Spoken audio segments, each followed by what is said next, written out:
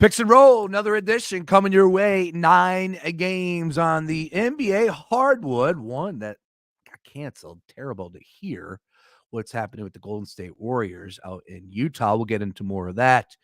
But of course, as always, joined by Sean Barnard, 76ers insider for us here on The Gambler, all things NBA as a whole. I am Sean Brace, and we're going to start with what we witnessed last night. Just as far as because I'm sick and tired of the people on the timeline, and all the NBA nonsense over the years. Like, for somebody like me who just wanted to tune in, and I'm sure there's a lot of people out there like me last night, just wanted to tune in. Enough of the noise. I'm not here to tell you one guy stinks. I just want to be an NBA fan and enjoy what I'm going to see. And, oh, by the way, the 76ers, hopefully they pull out a victory as they are 1.5-point favorites at home. And guess what? I got all that and more. Got an MVP performance from both guys, Joel Embiid and Joker. Just a great 76ers victory. And Sean Barnard, correct me if I'm wrong, best team in the NBA to you? Not last night they weren't, I'll tell you that. Yeah. I just want to set you up because you said to me last week that until we knocked them off and they were playing at a high level, which they were, they got great wins, including that one over Golden State where they were down by 15 and with 5 minutes left. They are the Denver Nuggets are the bar. They're the standard. They won the NBA championship last year. So that was your take, like why you thought that they were the best team in the NBA. Not to say you're wrong. And I absolutely still think that's the case. That these are the types of measuring stick matchups the Sixers need. The Nuggets are that caliber of team. I don't even think the Nuggets played poorly last night. I thought it was a pretty good game by Denver as a whole. The Sixers were just straight up better last night. And this was a matchup. Obviously, we're in the month of January. You don't win championships at this stage. There's still a long way to go in this NBA season. But that still is a performance that should get people excited about the Sixers team and should prove why Joel Embiid is the best basketball player in the world. So was awesome to see last night. Sixers were all over from start to finish. Fast-paced game, tied at 78 at halftime. And then the Sixers really tightened up on D, holding the Nuggets to 17 points in the fourth quarter. That is tough to do with an offensive engine like that. So really impressive result for the Sixers. And yeah, for the Nuggets, still a team that I'm quite fearful of and will be right in the mix come playoff time. But the Sixers rose to their level last night, no doubt about it. And Joel Embiid did it in a big way, man. Just so great to see him get out there and play at that level, going head to head with Joker, and then, getting the last laugh, but at the same time, like shutting everybody up because these guys aren't going home and looking at Twitter and be like, it's like, no, the nonsense with the back and forth. It's ridiculous. These guys are incredible. And Joker, he's just a beast. Like, that's the big thing. To your point, last night, Denver played well. And I thought that there was a stretch. They went up by 5 in the fourth, I think. They outplayed them in the third, which 76ers have been one of the better, if not the best, third quarter team in the league. You love that because that was the mark of the Golden State Warriors for all these years. But last night, I thought Golden State outperformed and outplayed them in the third quarter. I started getting a little bad vibe. I'm like, man, they're going to lose this game. And then next thing you know, they fought, came back. This team's different. And I just don't know what else you need to see. I get it. You're going to have the trolls that want to say, do it to me in April, do it to me in May. It's January. What do you want? We can't talk about today. We get to there. And when you talk about like the turning points in that game, there was a lot of big plays made by some like really like not the stars. Like Nico Batum was awesome last night. He had a huge block, hit a huge three. Pat Bev had some crucial defensive plays, was in there getting some big boards. Marcus Morris with a big 3-point play or 4-point play with the 3-point and one. So it was the guys around the edges that are stepping up. And there is a part of me that's starting to really buy into this being the right mix of guys. That as much as Joel Embiid has to fall on the sword and accept responsibility, he has been let down by a supporting cast year in and year out. There's been a lot of years where you can look at the guys behind him and the lack of production. Now, obviously, that has to stick to Joel as well, that when you are the best player, you are expected to elevate that group in a way that, you're the guy, so you have to be the guy on those stages. But I do think that sometimes he gets an unfair rap because there is not enough production surrounding him. I'm seeing that production this year, and Joel was spectacular himself. I mean, that was a different way to dominate. The 10 assists, which was just so easy, picking apart that team. He had Jokic spinning in circles defensively, not knowing where to guard or where to go, and it was cool kind of seeing the two big men not face up with each other. Saw a lot of guys accusing him of ducking smoke and thing like that. But from the Sixers perspective, makes a ton of sense to have Joel Embiid as the roamer, a guy who's an elite level rim protector. And I've always stood knee deep in the take that center is the most important defensive position in sports, or in basketball at least, because of the way that you can erase others' mistakes defensively. That if Tyrese Maxey gets beat with a back cut and Embiid comes around and blocks that shot, we're all good in that world. It doesn't make as quite as much sense for the Nuggets to be defending Embiid that way, because Jokic doesn't have that same capability as a rim protector or as a guy with that level of verticality. So I liked it from the Sixers perspective. All around great game, and really proud of just like it felt like a team win, as even as dominant as Joel Embiid was. Oh, right there with you on that one. And, Tobias is playing well. Yeah. I know Shaq had a couple comments after the show, after the game. Stan Van Gundy, man. Stan Van Gundy loving him some Tobias last night. Stan Van Gundy. I normally try not to yell about the announcers, but he literally had something going on inside him that he wanted to take out on the organization, on Joel Embiid, on the fans, whatever. We ran Ben Simmons out of town, dude. Like, that made me want to drive down there and rip the microphone off his head, the whole headset gone. We didn't drive Ben Simmons out of town.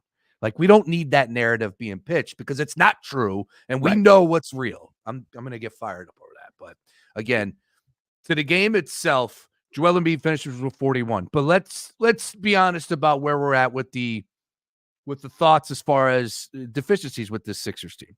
And, of course, the glass, the board. They got eaten alive, especially on the offensive board, where they only pulled a total of 5 to Denver's 16. Joker had 19 total, 11 offensive boards. What is alarming about that, other than the fact of it was so lopsided? Because it didn't feel like, this is something, in my opinion, when you look at numbers like that, Sean, you're lucky that you're going to get the victory.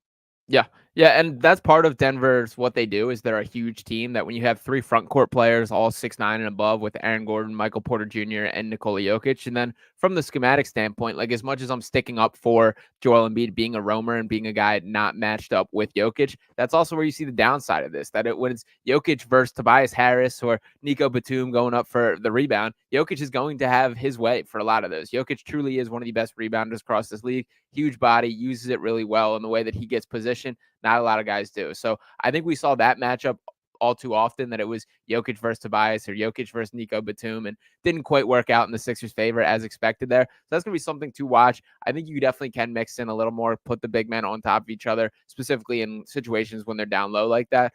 But yeah, that's definitely a concern for the Sixers team. I would like some more size. I still would love to see kind of like an Aaron Gordon archetype of player added to this team. I'm still hopeful that Robert Covington could be that guy. He's been out of the lineup for close to a month now, just in and out, and really kind of disappointing that we haven't gotten a true look at him. So I still have hope that Covington could be that guy. He's put up some impressive rebounding numbers dating back to the time of him being a small ball center back in Houston. So I have hope that he could kind of fit that need for this team. But there's also the chance of they're still evaluating for what this team could need and where as the trade deadline approaches, what are the missing pieces. And I do think rebounding is something to note there. Yeah, that's the first thing, of course. So, you watch a game like that and you're weighing yourself out. How do we measure up to this team that, of course, won it all last year, that very well could win it all this year? And that was the first thing that was glaring for all of us that tuned in last night. It's like, dude, can we get a freaking offensive board? We're getting worked right now. Denver's good, though, in that department, as you pointed out, with the size that they have. I'm sure Daryl Morey, maybe, as if he didn't know already, maybe needs to attack that, address that coming up here. Trade deadline, I think, is the 8th, February 8th, if I'm not mistaken. So, little less than a month away as things are hot and heavy. You think Tobias Harris is still on the possible trade block or what? He's played a lot. Yeah, I think it's trending toward him staying. And kind of the frustrating part about Tobias Harris is you see these stretches where he plays exactly like the player the Sixers need him to be. Obviously, I don't expect him to shoot 8 for 10 from the field every night like was the case last night, but obviously I'm grateful that he did. when he's playing within himself, that he's making quick decisions, shooting the ball off catch and shoot, getting downhill as a driver, that's the best version of Tobias Harris. So like him playing his best basketball is what this team needs, which kind of what makes this difficult for what to do from here, because you see over time him slip into the bad habits where he starts jab stepping and backing down guys that he shouldn't be, or slowing down the possession, eating up clock with the shot clock in a way that he just doesn't quite have the right to, and operating in the same spots of the floor, which Joel Embiid likes to. So you also see the downside of things, but you do have to weigh everything. And I do think that there is some impact to the chemistry within the locker room of him being a leader to this team, one of the longest tenured Sixers at this team, and the cap relief that comes with holding on to him and allowing his contract to come off the books this summer. So there's definitely a ton of pros in the category of keeping him as well, even though with the frustrations that he certainly brings on. So I'm not as dead set of Tobias needs to move as I once was, but we definitely will have a period of time this season where I'll be ultimately frustrated with him being here. All right. Yep. And again, these are the things that we're constantly thinking about over the past few years and where we're at right now. Like, as much as people are, if you're a negative naysayer out there and you want to say, look, and I meant that as naysayer. All right. I want to be upfront about that. That's exactly what I meant. I meant that no other way than just the term itself. But, you see this and it's like, oh, it's the same old Sixers. What's going to be different here? Like, Joel Embiid could disappear in the playoffs like he did last year and the year before and the year before that, right? Like, I get it, injuries, but there was a want that wasn't clearly there for Joel Embiid last year in the playoffs. And that was a big issue. Tobias Harris disappears, as you pointed out. So there's going to be some of those people out there that are going to say, what's going to be different? All I can hope right now is with the new juice that Pat Bev and Morris have brought to this team, Batum, the depth is real, and Nick Nurse is freaking new. It's new. Nick Nurse is a difference maker. You have to believe that this guy was hired for the right reasons. Doc Rivers wasn't the guy. He got in that interview room and sold everybody a bill of goods that clearly was not the right move. But Nick Nurse has earned it, and he's showing us, and I just don't believe for people out there that are like still poo-pooing this, like, you're not watching. There's no way you're watching if you're still down on the 76ers in 2023-24.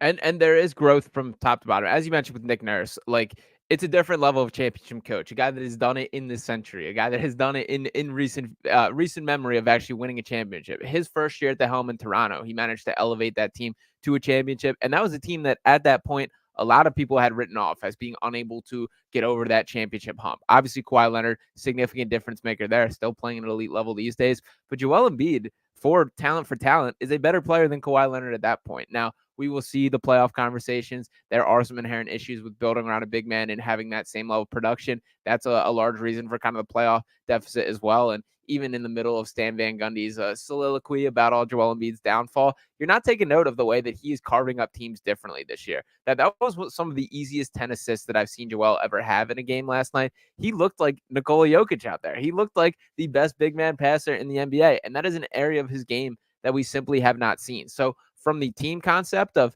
having these attitude guys who make a difference, like Pat Bev, like Marcus Morris, and I don't know if you saw the Pat Bev quote about Jamal Murray after the game, but absolutely terrific about no key. I've been locking him up for years when asked like what he did to stop him. So that kind of stuff is like infectious within a locker room. And there are just tangible areas of growth. And for Joel specifically, I do think he's a guy who's motivated by seeing others succeed, that he's seen the levels that Jokic has got to. He watched him take MVP from him 2 years in a career. He just watched him get to his championship last year. Joel Embiid wants the exact same thing. And even though publicly paying him respect and talking about how he's the best player in the league, you better believe that Joel Embiid goes home and wants to be on that throne just as much. So I expect that to be the case. I think this is a playoffs where Joel truly feels the make or break or needing to take his game to another level. And frankly, from how he's playing, I'm not going to say that he can't get there by any means. Belt to ass tour, I believe. Yes, sir. That was the first time I've seen that. Is that something that is on the pod a lot? Did I say that? Yeah. He's been doing that all season. Pat Bev, like, I love him. Philadelphia loves him. Everyone loves him. He's had a couple moments this year where first when they had that back-to-back against the Raptors, where beforehand he went on the podcast, talked about he's not afraid of this Raptors team whatsoever. They have no dogs. And then there was a little altercation in that game, apparently before the game, the tunnels with people having offense to those comments. Sixers beat the Raptors in back-to-backs, and Pat Bev immediately tweeting, just like I said, no dogs. So putting that out on the timeline. And then the belt to Quick, ass too. tour. Yeah, quick, right after the game. And then the belt to ass tour has been something that he's been having going on for several weeks now. So I love Pat Bev. Love the way he stirs the pot, and he really is making like a tangible difference in this team. He's making some big time hustle plays down the stretch. Defensively, he was awesome. He's closed the past couple games, and that there are some real deal like offensive weapons that he brings in addition to the hustle. That little hook shot, the way that he play makes, he's a real deal high level rotation player on this team, and I've been impressed with how much he still has left in the tank. Do they have belt to ass tour t-shirts? Because I need a t-shirt. I have to imagine. I don't know for sure, but if I know Pat Bev the way I think I do, I would have to expect he's on that. All right, I'm gonna tweet the boys and see if we get a response on that one. I actually know some friends that grew up with Roan. Cool. He still goes to church. Like, they talked about his upbringing and everything. I'm sure he has. This isn't breaking news for people that know. I have no idea who he is or anything along those lines. I just know he's a prep kid that is unbelievable lyricist, one of the smarter dudes out there. They said he's brilliant, all that. Of course, the Barstool brand, that that's tough for a lot of people to get by. To me, it's just too much Barstool. That's my issue. It's like, God, you get beaten over the head. You follow one, it's like, all right, dude. All right. Like, I'm not here for the cult. I like Smitty. I like Philly. I like Roan. Yeah. I think Caleb's funny. Like, do I have to like Big Cat? Pizza? It's just like, all right, dude. Jeez, enough. Like, clearly they know what they're doing when it comes to the internet. But they say he still goes to church. Good family dude. Parents like really strict growing up. Like, they're shocked that Roan is who he is this day. But all great things to say about him. That, like I said, he still goes to that church, and that's pretty cool to hear. All right, had a couple interactions with him on Twitter, and by all accounts, from everything I've heard about Roan, has been awesome too, and very cool, real deal Philly guy. The battle rap stuff and the lyricist ability is really impressive stuff by them. That's worth like a YouTube rabbit hole every once in a while when you're hanging out, just to see kind of the way he can swing it around, I guess. So yeah, shout out Roan and shout out the podcast. Shout out Pat Bev, dude.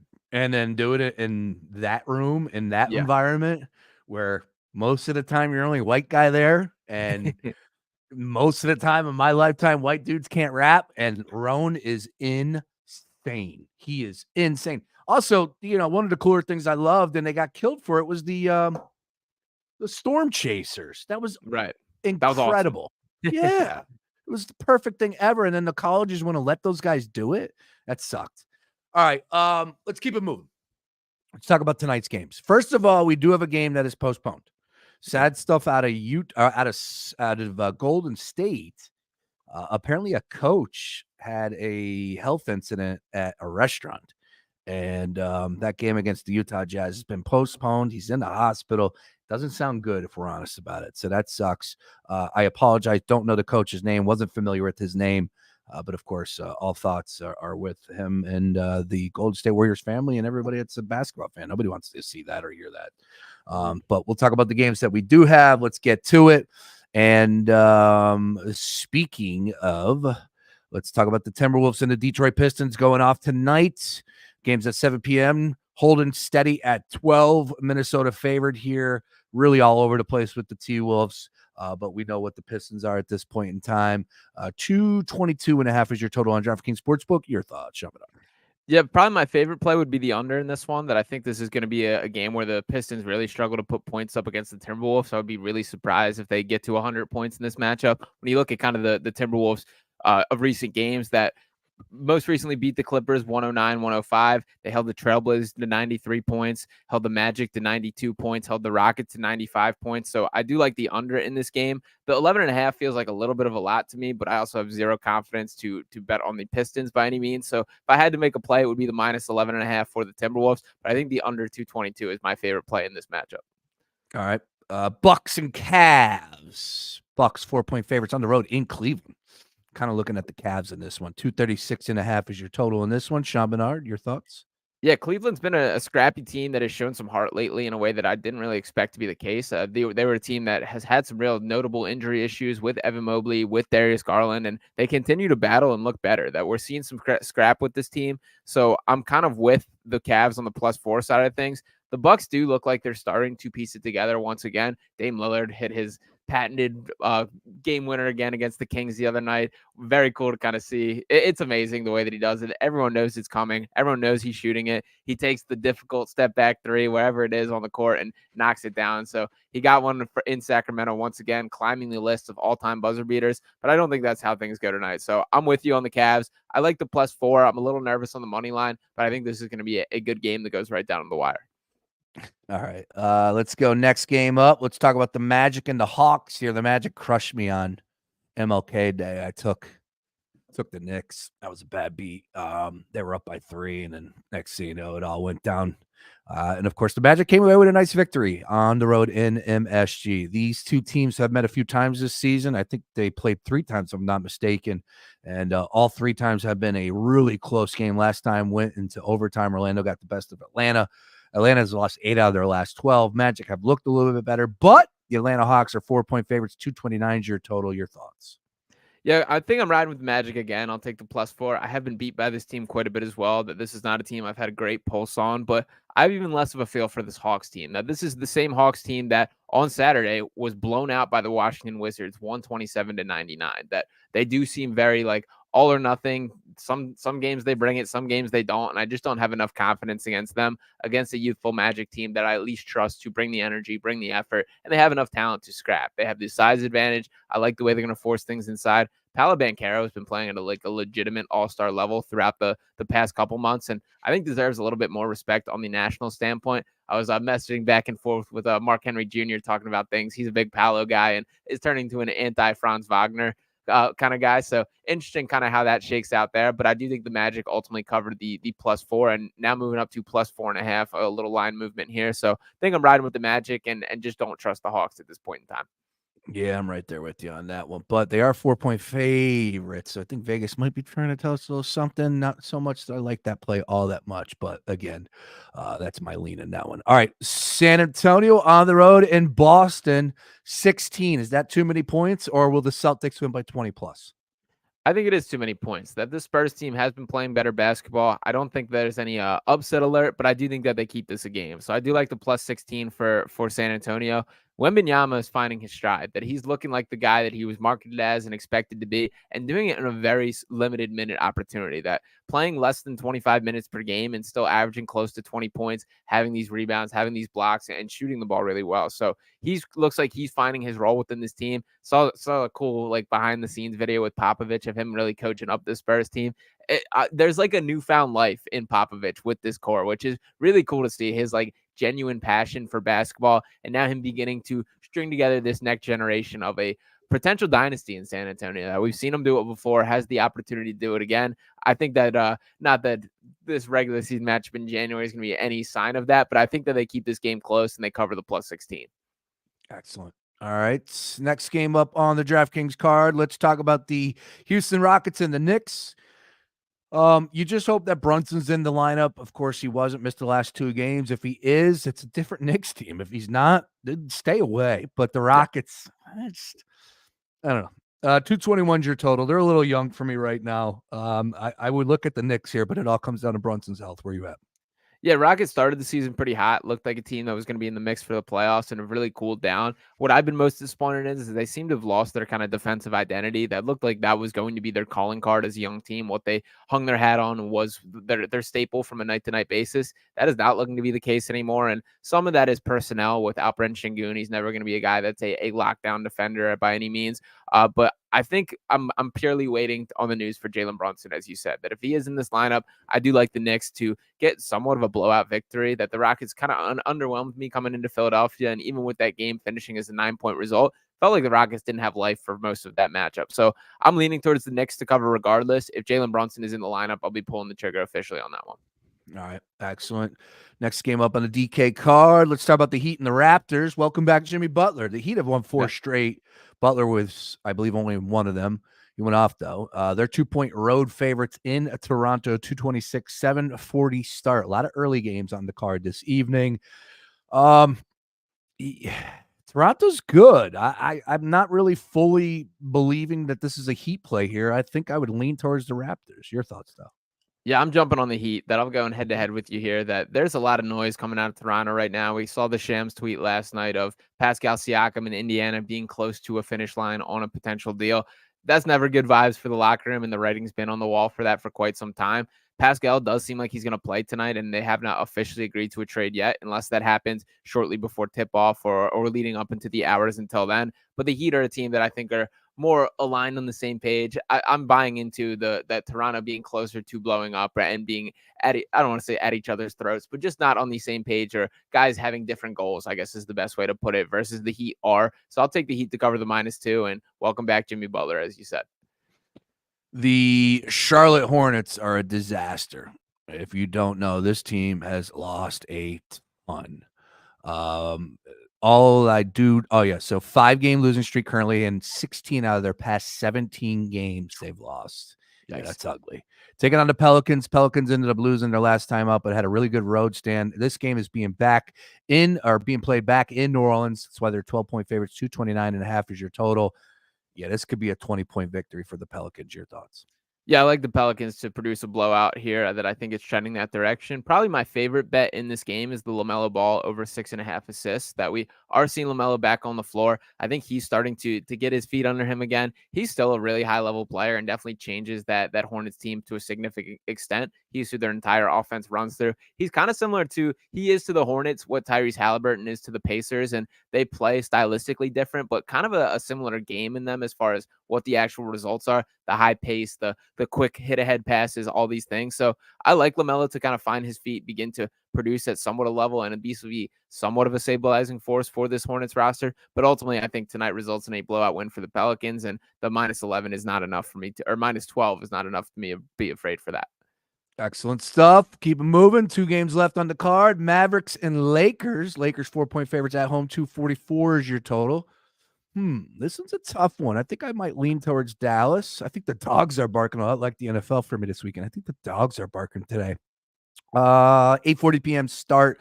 Once again, 4 points on DraftKings Sportsbook. Sean Barnard. Yeah, Luka Doncic listed as questionable, so I got my eye out on that one. I will say that Kyrie Irving's been playing some phenomenal basketball lately, and that's something that I've been very impressed with. Kyrie kind of flies under the radar for just how truly good he is when he gets it going, that we know all the off-court stuff that sticks with him, and him kind of just running in his own lane compared to NBA circles, that he's not a guy in these same conversations, in these same headlines as when you look at some of the brighter stars of the league and the guys that are pushed more nationally. But Kyrie can hoop, man, and when he gets it going, there's very few that are better than him. So I think I'm liking the Mavericks to cover the +4. I think we ride the Kyrie Irving heater here, and the Lakers have some issues that they're still working through. Give me Dallas to cover the +4. I will probably not click send on that until I know officially about Luka Doncic, though. Oh, there's reports coming out that Kyrie did want to join the Lakers in the offseason. It's like, yeah. Like we know. Yeah. Why? Not a secret. I get it. They're playing, so that's why you put it out there, but we knew it. I don't know. Anyways, it is always exciting to see those two go head-to-head. The success that they had in Cleveland, it was a great run. A lot of fun watching them from a basketball fan's perspective. Kyrie's one of the greatest, man. You know what I remember? You want to talk about who was that one small point guard? Oh, what the hell is his name? Isaiah Thomas. Oh, thank you. Good call by you. How the hell did you pull that out? There used to be conversation on my timeline about IT versus Kyrie, and I used to lose my mind. There was that one season for the Celtics where Isaiah Thomas averaged over 30, and he was a bucket on an every night basis. I like Isaiah Thomas, always have. He's a guy that I wish would get another opportunity in the NBA. He's publicly begging for it on Twitter, but yeah, the little different level of talent between Kyrie Irving and Isaiah Thomas, no doubt about it. You could have went, I said small point guard. Yeah. The list is infinite. It doesn't stop. And you nailed it on the first guess. Dude, that's you're a sicko. You're a sicko. I love it. Cut that, put it out there. Let's keep it moving. Final game on the card. Brooklyn Nets on the road in Portland. Portland, not much happening for them. Brooklyn, it's looking like that they might be sellers coming up here. Who knows what you believe? I don't know. What's their future holding for the Brooklyn Nets in your mind? 6.5-point road favorites, 221.5 is your total. Yeah, a report coming out yesterday that the Nets turned down an offer of 4 first-round picks for Mikal Bridges, which That's a lot to offer. And frankly, if I'm Brooklyn, that I am accepting that deal pretty easily. Yeah, That I I love agree. Mikal Bridges, great player, no doubt about it. But I think he's a little bit tapped out, that he's not a number one guy. I think that's becoming evident in Brooklyn. Very good basketball player, guy that fits on just about any team, but he's not a guy that you can build your franchise around in the way that I think they're potentially looking at him as. So I think it would be the right move for Brooklyn to be sellers. I think they're a little hesitant to do that. I've also seen them involved in some weird trade rumors like DeJounte Murray, which is a guy that just makes zero sense. Like, for the limited assets that they currently have, trading for a guy that likely taps out as like a third best player on a championship team doesn't make any sense to me. But I don't know. It feels like they might be a team destined for mediocrity. I think they ultimately win, and I probably lean towards the -6.5 tonight because I think the Trailblazers are kind of just that bad. But yeah, I don't feel great about the overall direction of Brooklyn, and think that they're going to be stuck in that middle zone, that the NBA purgatory, as they call it, moving forward. They need to tank. That's what they got to do. The Nets have lost 3 straight, 8 of 9, 13 of their last 16 games. Oh, by the way, these two teams just met on January the 7th in Brooklyn, where Portland ended up getting their only victory on their last 7-game road trip when they beat Brooklyn by a score of 134-127. Once again, DraftKings showing 6.5 here in favor of the road Brooklyn Nets. As we always do, picks and rolls. Sean Barnard, one pledge to give to the people. Where are we going? Give me the LaMelo Ball over 6.5 assists today. It's a little bit steep at -140, but I'm buying into the LaMelo hype. I think that he at least gives this some life into this Charlotte franchise. So give me LaMelo Ball to produce tonight. I'm liking the dogs. I'm even talking myself into the Trailblazers there. Wow. Really am. I will go with the Cavs. Give me the Cavs +4. Like that. Cavs +4 at home against Milwaukee. Look, we all, you don't have to say anything. Milwaukee's great, but tend not to show up from time to time and play to their potential. So hopefully that's one of those moments here tonight. Cleveland, again, we're still in that little area where we don't know what's happening with a lot of these teams. Could they be moving a lot of people? Who knows? But I'll take the Cavs at home tonight. Little love for the dogs. All right. Great stuff as usual. Sean Barnard. You can find him at Sean_Barnard1. That is the number 1. All right. Good stuff, Sean. Good luck in all your plays. We'll get back tomorrow. Next game up for the 76ers on Friday when they take on the Orlando Magic, and Saturday when they take on the Charlotte Hornets. Hopefully that's 2 victories. Will Joel Embiid be playing in both of those games? I would be surprised if he does another back-to-back, but who knows? The way that he's playing, the 65 games has to be hovering over his head, so maybe it's one of those get in, get out, take care of business, and rest the fourth quarter in each of those. There he is, Sean Barnard. As always, Picks and Roll can be found at foxphlgambler.com.